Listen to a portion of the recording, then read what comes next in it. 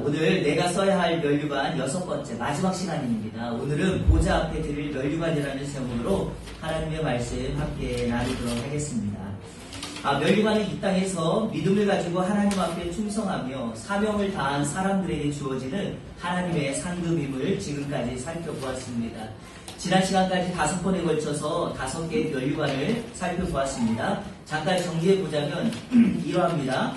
믿음의 경주, 믿음의 싸움을 싸우며 살아가는 사람들에게 하나님은 승리의 면류관을 주십니다.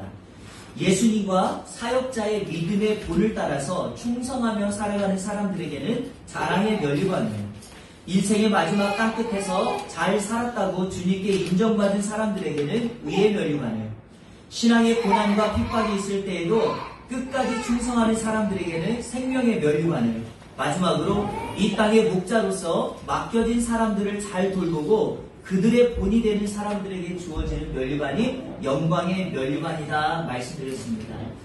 혹시라도 여러분들께서 그 면류관의 각각의 면목을 잘 모르시겠다면 면류관의 이름만이라도 기억하셔야 됩니다. 아시겠죠? 자, 5가지 다시 한번 말씀해 보겠습니다. 승리의 면류관, 자랑의 면류관, 의의 면류관, 생명의 면류관, 영광의 면류관. 혹자는 이렇게 말합니다. 이런 면류관이 뭐가 그렇게 중요하냐라고 말합니다. 그러나 잘 모르는 말씀입니다. 우리의 삶은 이 땅의 삶이 끝이 아니라 천국의 삶이 끝입니다. 궁극적으로 이 땅의 삶은요, 천국의 삶을 준비하는 것과 같습니다. 이 땅에서 우리가 천국 갈 준비를 가장 잘하는 사람이 어떤 삶을 준비하는가? 바로 면류관을 준비하는 것입니다. 제가 6주에 걸쳐서 오늘까지 이 설교를 나누면서 설교 시리즈 주제로 삼았던 것이 바로 내가 써야 할 면류관이었습니다. 이 면류관은 그냥 지나가고 나는 아니고 타인이 쓰는 것이 아니라 반드시 내가 써야 할 면류관입니다. 하나님께서 우리가 써야 될 면류관이기 때문에 성경에서 이렇게 구체적으로 면류관의 이름을 기록하고 있으며 이 면류관은 그냥 상징이 아니라 실제하는 것임을 우리에게 가르쳐주고 있습니다. 자, 여러분, 면류관은 누가 쓰는 것일까요? 면류관은 왜 써야 되는 것일까요? 오늘 면류관의 말씀을 정리하면서 오늘 크게 2가지로 말씀을 함께 나누도록 하겠습니다. 첫 번째, 면류관은 누가 쓰는가? 자, 오늘 우리가 읽었던 본문 요한계시록 4장은요, 5장과 함께 예수님의 제자였던 사도 요한이 반모섬이라고 하는 곳에 유배되어 있을 때 그곳에서 하나님이 보여준 천국 환상을 보고 글로, 성경으로 기록한 내용입니다. 자, 여러분 보세요. 요한이 천국에 가보니까 천국의 중앙에 하나의 보좌가 딱 자리 잡아 있었습니다. 자, 여러분 보좌가 뭐죠? 이겁니다. 의자입니다. 의자. 그런데 보좌라고 한 이유는 그 보좌가 통치와 다스리는 역할을 하기 때문에 보좌라고 말한 겁니다. 천국에 가서 요한이 딱 보니까 보좌가 중앙에 하나 있고 그 위에 한 분이 앉아 계시는 거예요. 여러분 그분이 누구냐면 하나님입니다. 자, 그런데 요한이 천국에 가자마자 보좌를 딱 보았다. 그리고 성경에서 그것을 기록한 이유가 있습니다. 왜냐하면 오늘 이 말씀은요, 요한에게는 격려와 축복이 되는 말씀이기 때문에 그러합니다. 요한이 살고 있던 당시는요, 로마로부터 기독교인들이 핍박을 받아 생명을 유지하기가 매우 어려웠던 고난의 현장이었습니다. 예수님을 믿는다는 이유로요, 어떤 사람들은 사자굴에 들어가기도 하고요, 끓는 가마에 들어가기도 하고 단두대에 올라 생명을 잃는 경우가 많았습니다. 그런데 여러분, 로마의 황제가요, 기독교인들을 핍박할 때 어디에 앉아서 핍박을 했는가? 바로 왕의 보좌, 이 보좌에 앉아서 핍박을 했다는 사실입니다.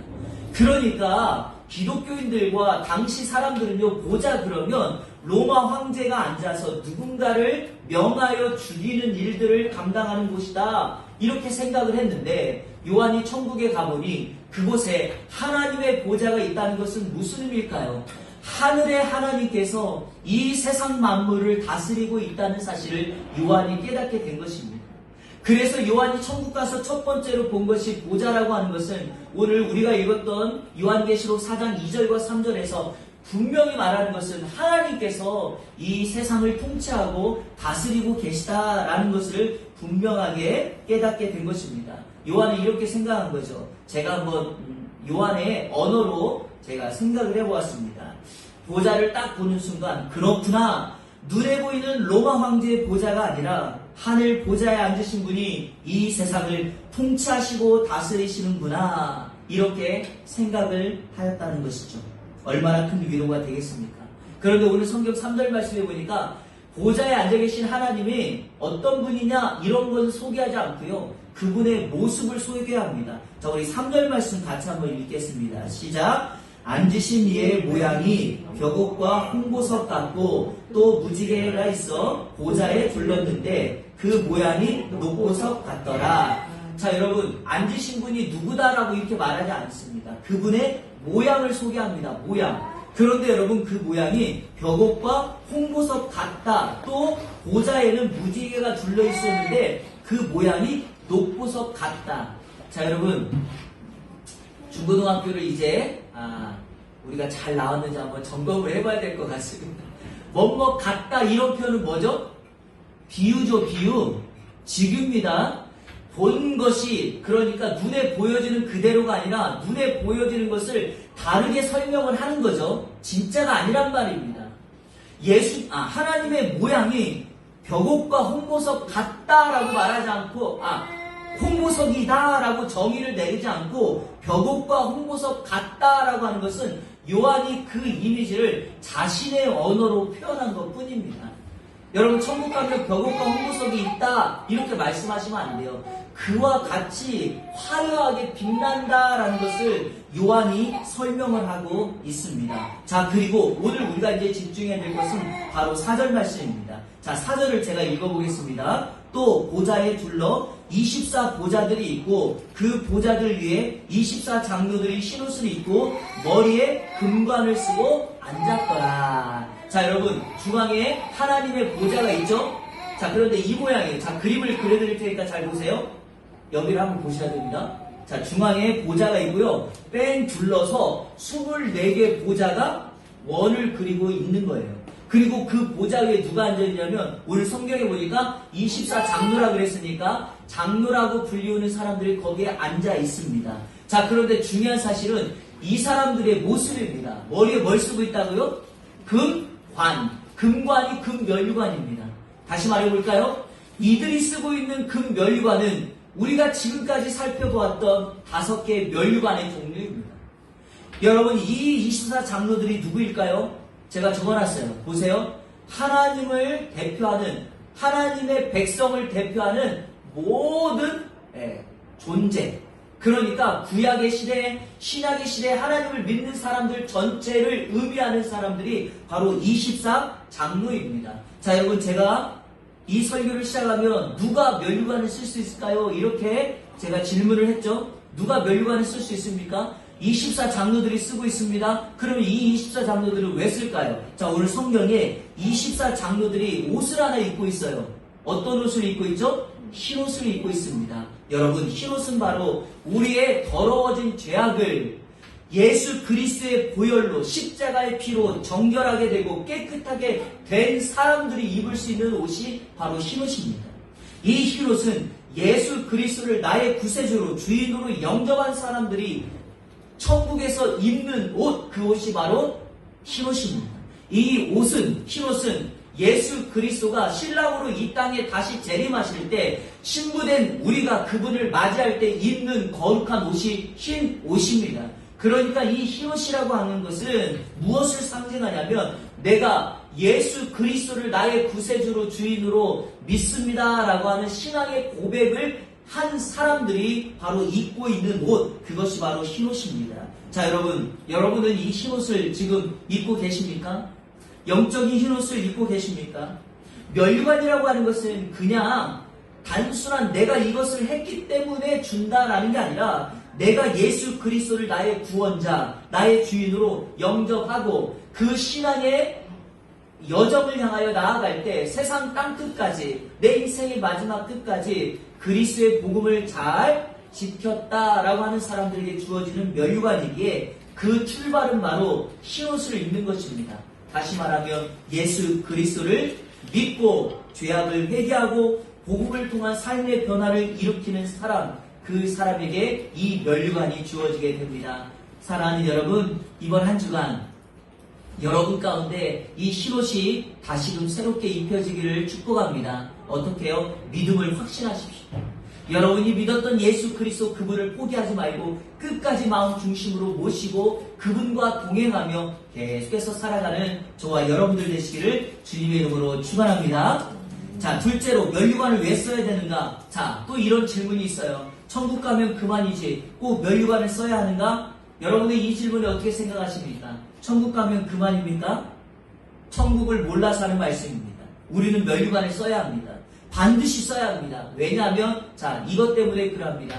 우리가 써야 될 면류관은요, 그 면류관으로 다시금 우리 주님께 돌려드려야 되는 거기 때문에 그렇습니다. 자, 오늘 본문 말씀 10절 다 같이 읽겠습니다. 시작. 24 장로들이 보좌에 앉으신 이 앞에 엎드려 세세토록 살아계시는 이에게 경배하고 자기의 관을 보좌 앞에 들이며 이르되. 자, 성경 말씀 4절은요 사실 10절하고 연결돼요.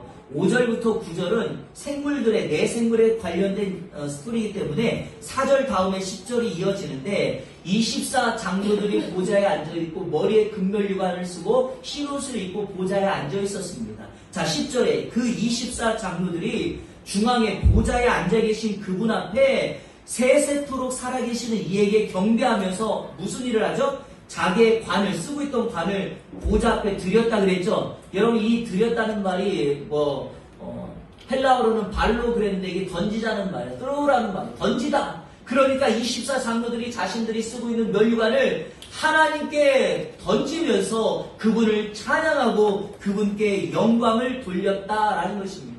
면류관을 쓰는 것은 축복이요 영예입니다. 그러나 그 축복과 영예는 다시금 하나님 앞에 돌려드리는 우리의 삶입니다.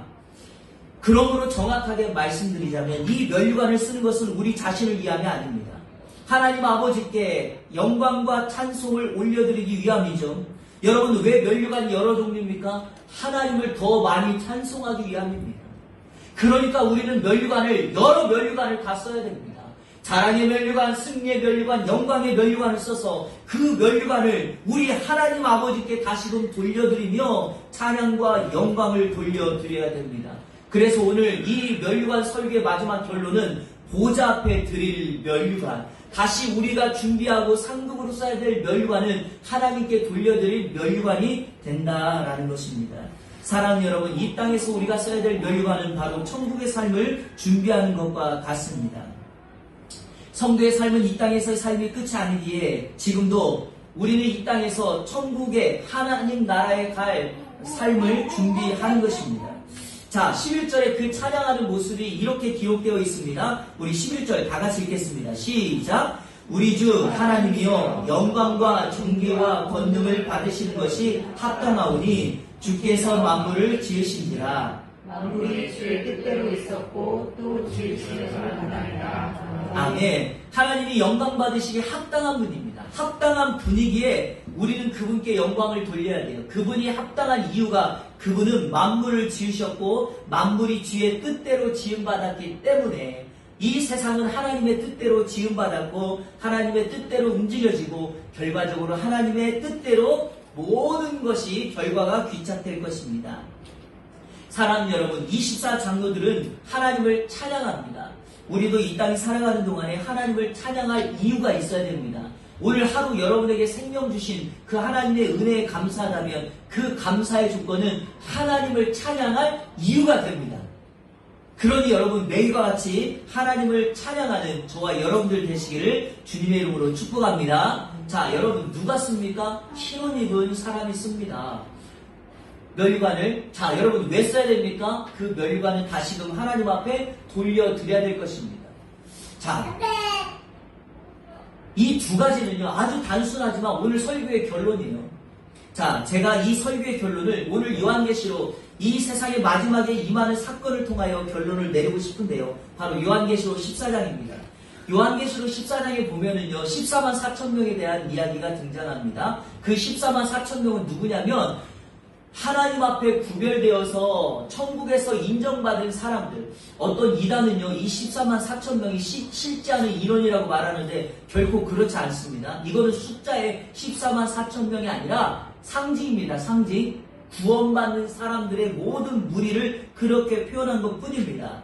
자, 요한계시록 14장 14절부터 16절까지 이 땅에 다시 오실 예수 그리스도의 모습을 이와 같이 소개합니다. 자, 이 말씀으로 오늘 설교의 결론, 지금까지 설교했던 5가지의 멸류관이 왜 이렇게 중요한지 결론을 내리도록 하겠습니다. 자, 14절 함께 읽겠습니다. 시작. 또 내가 보니 흰 구름이 있고 구름 위에 인자와 같은 이가 앉으셨는데 그 머리에는 금멸류관이 있고 그 손에는 예리한 낫을 가졌더라. 자, 여러분, 구름 위에 인자와 같은 이가 있죠.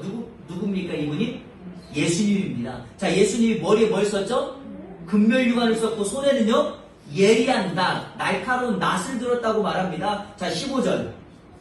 또 다른 천사가 성전으로부터 나와 구름 위에 앉은 이를 향하여, 자, 예수님께 향하여 큰 음성으로 외쳐 이르되 당신의 낯을 휘둘러 거두소서. 땅의 곡식이 다 익어 거둘 때가 이르렀음이니이다. 자, 여러분, 천사가 예수님께 뭐라고 말하죠? 이 세상에 추수할 때가 되었으니 당신이 들고 있는 낫으로 세상을 추수하십시오 라고 말합니다. 자, 여러분, 예수님의 손에 들고 있는 낫과 이 세상이 추수 때가 되었다는 것은 무슨 의미일까요? 이 세상에 마지막이 왔다는 것입니다. 이 세상에 종말 때가 와서 우리 주님은 이 세상을 추수하는 추수꾼으로의 모습으로 통하여서 이 세상의 마지막 종말을 이렇게 설명하고 있습니다. 자, 그러면 여러분, 추수를 할 때 어떤 사람은 알곡이 될 것이고 어떤 사람은 쭉정이가 되지 않겠습니까? 그래서 예수님께서 이 땅에 아기 예수로 오실 때는 구원자로 오시지만 예수님이 재림하시는 재림주로 오실 때는 누군가를 심판하는 심판주로 오십니다. 그때는 여러분 죄송하지만 기다림이 없습니다. 성경 말씀 그대로 양과 염소를 갈라냅니다. 기름을 준비한 처녀와 기름을 준비하지 못한 처녀를 나눕니다. 알곡과 가라지를 나눕니다. 왜냐? 그때는 마지막 추수의 때이기 때문에 추수 때가 급해 우리 주님이 낯을 들고 칠 것이니까요. 자, 그런데 중요한 사실이 있습니다. 예수님이 낯을 드는데 머리에 뭘 썼다고 말했죠? 금멸류관. 여러분, 이 금멸류관이 어떤 멸류관일까요? 24장로들이 쓰고 있는 멸류관이었습니다. 바로 그분께 돌려드렸던 멸류관을 그분이 멸류관을 쓰고 낯을 들고 추수한다? 자, 그러면 이런 뜻이 됩니다. 누군가를 추수할 때는 알곡이 되어서 예수님이 쓰고 있던 그 멸류관을 그 알곡된 그 성도들에게 자신이 쓰고 있는 멸류관을 상급으로 주신다는 것입니다. 그래서 누군가에게는 영광의 멸류관이 될 것이고 누군가에게는 생명의 멸류관이 되는 것입니다. 그러나 그 추수의 때 우리 주님이 낯을 들어 추수하는데 그만 쭉정이가 되어서 주님의 재림을 준비하지 못해서 천국 백성이 되지 못하면 그들에게는 멸류관은 고사하고 저 지옥에서 슬피 울며 이를 간다, 그렇게 말씀하고 있다는 사실입니다. 사랑하는 여러분, 우리 주님의 마지막 추수 때가 저는 지금이 되었다고 생각합니다. 왜냐하면 종말의 사건들이 하나씩 이루어지고 있고 지금은 너무나도 위기가 다가와서 종말의 때를 사는 것과 같습니다. 그러한 때 우리 주님이 낯을 들고 금멸류관을 쓰고 이 땅을 심판하시며 추수하십니다. 그때 여러분, 저와 여러분들 바로 그 추수 때에 우리가 주님 앞에 충성하여 주님이 쓰고 있던 멸류관을 우리에게 다시금 줄 때 그 멸류관을 받아 써야 되지 않겠습니까? 주님이 씌워주시는 멸류관이 바로 지난 5주 동안 살펴봤던 승리의, 자랑의, 의의, 생명의, 영광의 멸류관이었습니다. 오늘 이 멸류관을 받아 쓰는 여러분들 되길 축복합니다. 축복합니다. 여러분, 영화 국제시장 아십니까? 보셨죠? 천만 영화로서 배우 황정민이 열연하여 청룡영화제 나무주연상까지 받은 영화입니다. 여러분, 이 영화는 한국전쟁을 배경으로 시작합니다. 흥남철수 들어보셨죠? 거기에서 동생을 잃어버렸던 그 오빠의 그 모습을 소개하는데 이 아버지가 잃어버린 동생을 찾기 위해요 나갔다가 배를 타지 못하고 그만 아버지하고 헤어지게 됩니다. 아버지를 대신하여 평생 가족을 부양하기 위해 사는 덕수, 그 황정민 역할입니다. 덕수의 이야기를 담은 내용입니다. 남동생의 대학 등록금을 위해 독일 광부, 파독 광부로 떠납니다. 아버지가 만나자고 했던 꽃분이네 그 가게를 지키기 위해서 베트남 전쟁 중에도 베트남 기술자로 떠나가게 됩니다. 그곳에서 다리를 다치고 대신에 돈을 많이 벌죠. 그리고 가족들을 지켜나갑니다. 시간이 지나고 사람들이 국제시장의 개발을 위해서 가게를 팔라고 제안을 했을 때 그 어떤 제안도 거절합니다. 이유가 뭘까요? 사람들은 그 이유를 모르지만 덕수는 언제 올지도 모르는 아버지가 꽃분이네라고 하는 가게와 그 간판을 보도록 기다렸던 것입니다. 자, 여러분 영화의 마지막 장면이 이렇게 됩니다. 자, 제가 영화의 마지막 장면을 2분짜리를 준비했습니다. 이 영화의 마지막 장면 보시고 자, 설교 끝맺도록 하겠습니다.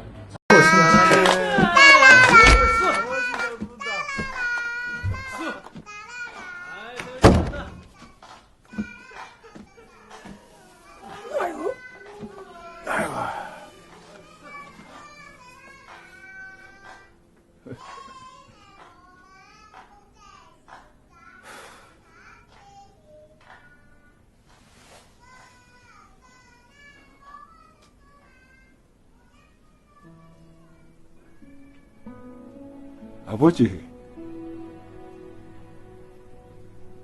내 약속 잘 지켰지? 막수이도 찾았고, 이만하면 내 잘 살았지?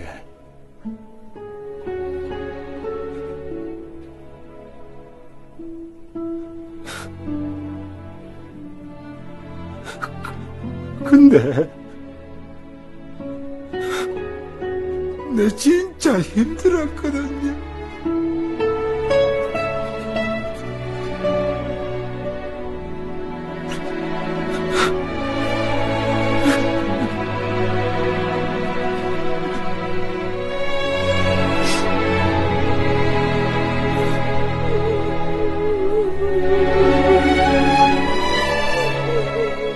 울지 말라고, 덕수야. 아버지.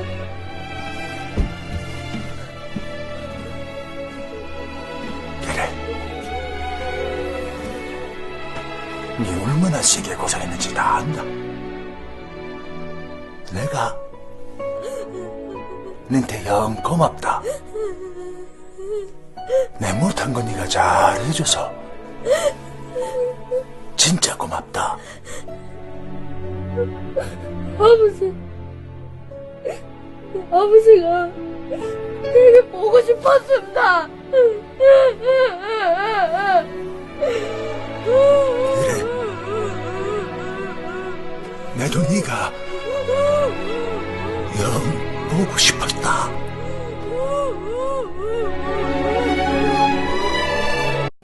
여러분, 이 땅에서 믿음을 지킨다는 것 결코 쉬운 일이 아닙니다. 영적인 전쟁이 있고요. 불신자들과의 끊임없는 대립이 있을 수 있습니다. 그런데 중요한 것은 이곳에서의 삶이 끝이 아니기에 성도인 우리는 이 세상에서 타협하지 않고 무력하게 살지 않고 보이지 않는 하나님을 우리의 말과 행동으로 보여야 합니다. 마지막 그때 하나님께서 우리에게 말씀하십니다. 한평생 가족을 위하여 헌신했던 그 덕수에게 들려주는 그 영화에서 마지막 아버지의 음성. 여러분, 그 음성은 영적으로 보면 우리의 아버지 하나님의 음성과 같습니다. 이 땅을 향하여 수고한 믿음의 사람들에게 이렇게 말합니다. 울지 마라. 얼마나 고생했는지 내가 다 안다. 너무 고맙다. 내가 할 일을 대신해줘서 너무 고맙다. 그리고 여러분, 마지막 그 말씀, 너무 보고 싶었다. 사랑하는 여러분, 이보다 더 큰 상급이 어디 있습니까? 우리는 멸류관이라고 하는 이미지를 향하여 말을 했지만 정확하게 말하면 이 멸류관이라는 것이 우리 주님 아버지가 말씀하신 이 음성 아니겠습니까?